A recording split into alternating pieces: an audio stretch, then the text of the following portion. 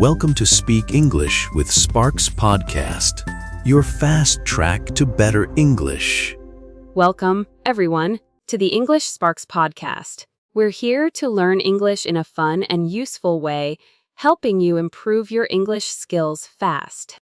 I'm Jess, and with me today is David. Hey, Jess, and hello to all our amazing listeners. It's great to be here with you all today. I'm really excited about our topic. Me too, David. Let me ask you, what do you think is that one special thing, that secret ingredient, that really helps people succeed with their goals? That's a really interesting question, Jess. If I had to choose just one thing, I would probably say it's self-discipline. It's what keeps you going when motivation goes up and down, you know? You're absolutely right, David. Self-discipline. And now that you say it, I have to admit, I've been finding it a bit hard to stick to my plans lately. I set these big goals and then, well, life happens. Oh, I totally get that, Jess. We all have those moments. It's easy to start strong, but keeping that momentum can be tricky. Exactly. So today, we're going to talk all about how to build that self-discipline. We'll share why it's so important for success and how to stay on track. That sounds perfect. And we have some really practical tips that can help not just with English learning, but with any goal you have. And for all our listeners, just a quick reminder, you can find a free PDF for today's episode in the description area. It has the full transcript of our conversation, a list of new words and useful phrases we'll be using, and some super helpful exercises. That's right. And later in the episode, our friend Florence will join us. She's a fantastic English teacher, and she'll break down some key vocabulary for us. So, David, where do we even begin with building this self-discipline? It sounds like such a big, serious thing. That's a great question to start with. The first, and maybe most important tip, is to start with tiny habits. Really, really small ones. Tiny habits. Okay, tell me more. I'm the kind of person who tries to change everything all at once. My friend Emily, for example, decided she wanted to run a marathon. She's great, but she went from zero exercise to trying to run an hour every day. Oh, Emily. That's a classic example of trying to do too much too soon. And what usually happens? Burnout, right? After about 2 weeks, Emily was so tired and discouraged. She just stopped. Exactly. So instead of a huge goal like I exercise for an hour every day, try something tiny, like put on my workout clothes, or just do 5 minutes of exercise. Just 5 minutes. That seems too easy. That's the point. It should be so easy you can't say no. For English learning, instead of study for an hour, maybe it's learn one new word today, or listen to 5 minutes of an English podcast. These small actions done every day build up. They create momentum. I see. So it's about consistency with small things rather than trying to do big things sometimes. Precisely. Small, consistent efforts lead to big results over time. It feels much more manageable, and you're less likely to give up. That makes a lot of sense. So, that's tiny habits. What's next on our list for building self-discipline, David? Next up is focusing on systems, not just goals. This is a big one. Systems, not just goals. Can you explain that a bit more? I always thought having a clear goal was the most important part. Goals are important, Jess, they give us direction. But a goal without a system is often just a wish. A system is the set of daily or regular actions you take that lead you to your goal. Okay, I think I'm following. So, if my goal is to get fit, what would a system look like? Well, instead of just focusing on losing 10 kilos, your system might be walk for 20 minutes every morning and prepare healthy lunches on Sunday for the week. I get it. So the system is about the daily actions. For English learners, if the goal is speak English fluently, the system could be practice speaking with a language partner for 15 minutes twice a week, or watch one short English video without subtitles every day. Exactly. You focus on following your system, and the results, like reaching your goal, will naturally follow. When you have a good system, you don't have to rely so much on willpower or motivation, which can change from day to day. You just follow the steps. That sounds much less stressful than constantly thinking about a huge goal. Just focus on the small, daily steps. I like that. It really works. Okay, so we have tiny habits and good systems. But Jess, what if the habits, even tiny ones, feel boring? Oh, that's a great question. I know I should review my English vocabulary, but sometimes it feels like such a chore.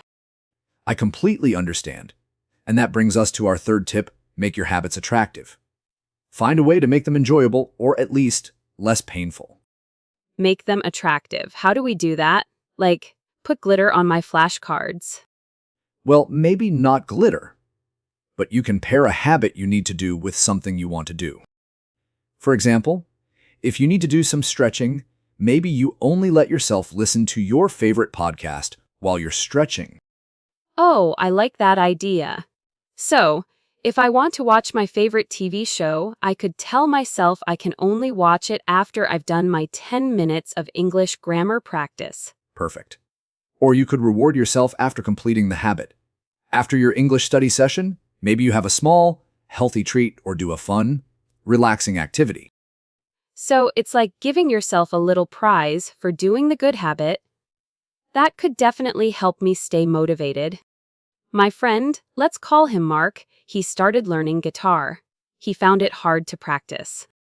Then he started putting $1 in a jar every time he practiced for 30 minutes. When the jar was full, he bought himself a new guitar pedal he wanted. That's a brilliant example, Jess. Mark made his practice habit attractive by linking it to a reward he really valued. Our brains love rewards, and it helps strengthen the habit. So, think about how you can make your necessary habits more enjoyable. This is all great advice, David. Tiny habits, systems, and making them attractive. I feel like I'm learning a lot about how to be more disciplined. And for our listeners, if you've ever used a cool trick to make a habit more attractive or to stick to a goal, we'd love to hear about it. Share your experiences and tips in the comments section below. Your idea might really help someone else out. That's a fantastic idea, Jess. Learning from each other is so powerful. Now, moving on to our next point, which is super practical. It's about designing your environment for success. Designing my environment? You mean like redecorating my house? Not necessarily a full redecoration, Jess, but your surroundings can either help you or make it harder to stay disciplined. Okay, I'm listening. How can my environment help me? Think about it. If you want to eat healthier, but your kitchen counter is always full of cookies and chips, what's likely to happen when you're hungry? I'm definitely going for the cookies. Exactly. So, you design your environment by making the good choices easy and the not-so-good choices harder. Keep healthy snacks visible and easily accessible. Put the cookies out of sight or don't buy them in the first place. That makes sense. So, for English learning, I could keep my English textbook on my bedside table, so it's the first thing I see in the morning. Or put my language learning app on the home screen of my phone instead of social media apps. Perfect examples. The idea is to make cues for your good habits obvious and cues for your bad habits invisible. If your workout clothes are laid out the night before, you're more likely to put them on and exercise. This is so true. Out of sight, out of mind really works both ways. If I don't see the distractions, I'm less likely to get sidetracked. Precisely. And another part of your environment is the people around you. Try to surround yourself with people who support your goals. That's a good point. If your friends are all trying to be healthy too, it's much easier than if they're always suggesting pizza. Absolutely. So, take a look at your environment, your physical space, and your social circle, and see how you can make it support your discipline. All right, David, this is all so helpful. We've covered starting with tiny habits, focusing on systems, making habits attractive, and designing our environment. I want to quickly remind our listeners again, if you're finding these tips useful, Don't forget to download the free PDF guide for this episode. It's in the description box, and it has all these points, plus vocabulary and exercises. Stick with us, keep practicing, and you'll see your English improve really fast. Great reminder, Jess. Now, let's talk about something that I think many people misunderstand: willpower. Oh, willpower. I feel like mine disappears by the end of the day, especially when it comes to not watching one more episode of a show. You're not alone, Jess. Willpower is like a muscle. It gets tired the more you use it throughout the day. So, if I use all my willpower to resist eating snacks at work, I'll have less willpower in the evening to study English. That's often how it works. So, it's important to manage your energy and willpower wisely. Try to do your most important tasks, the ones that require the most self-discipline, when your willpower is at its strongest. For many people, that's earlier in the day. So, if I want to make sure I exercise, it's probably better to do it in the morning rather than waiting until I'm tired in the evening. Exactly. Or if your English study needs a lot of focus, schedule it for a time when you feel most alert and energetic. That's a smart strategy. Don't fight an uphill battle against tiredness if you don't have to. Right? And another way to save willpower is to automate decisions. The fewer decisions you have to make about small things, the more mental energy you have for what matters. Automate decisions, like what? For example, deciding what to wear each day or what to have for breakfast. If you plan these things in advance, you don't use up precious willpower making those choices daily. I see. So, if I prepare my English study materials the night before, I don't have to decide what to study when I sit down. I just start. You got it. Conserve your mental energy for the tasks that truly require your focus and discipline. Okay, this is making a lot of sense. Manage willpower like a precious resource. Now, David, I feel like we've covered a lot of internal strategies. Is there anything external that can help us stay disciplined? Yes, there absolutely is. And it's a very powerful one. It's accountability. Having someone else who knows your goals and checks in with you. Accountability? You mean like having a study buddy or a workout partner? Exactly. When you know someone else is expecting you or will ask you about your progress, you're much more likely to stick to your commitments. I can see that. If I tell my friend I'm going to meet her at the gym, I'm much less likely to skip it than if I'm just going by myself. It's true for so many things. For English learners, having a language exchange partner you meet regularly can make a huge difference. Or joining a study group, or even just telling a supportive friend about your weekly English learning goals. It's like having a gentle supporter, not someone who will judge you, but someone to help you stay on track. Precisely. That social support and sense of responsibility can be a huge motivator and really boost your self-discipline. David, these tips are fantastic. Starting tiny, building systems, making habits fun, fixing our environment, managing willpower, and now accountability. It feels like we have a complete toolkit now. I think so too, Jess. And I want to add one more thought that ties into all of this. It's about being kind to yourself when you slip up. Oh, that's so important, David. Because it's easy to feel like a failure if you miss a day or don't stick to your plan perfectly. Exactly. Self-discipline is not about being perfect. It's about consistency over the long run. And part of that is learning to get back on track after a mistake. Don't let one missed workout or one day of not studying English derail your entire progress. That's such good advice. So forgive yourself and just start again with your system the next day or the next opportunity. Resilience, not perfection.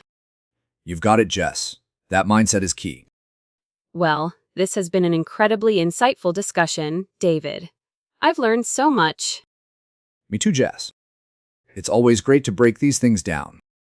And now, it's time to bring in our wonderful friend and expert English teacher from the UK, Florence.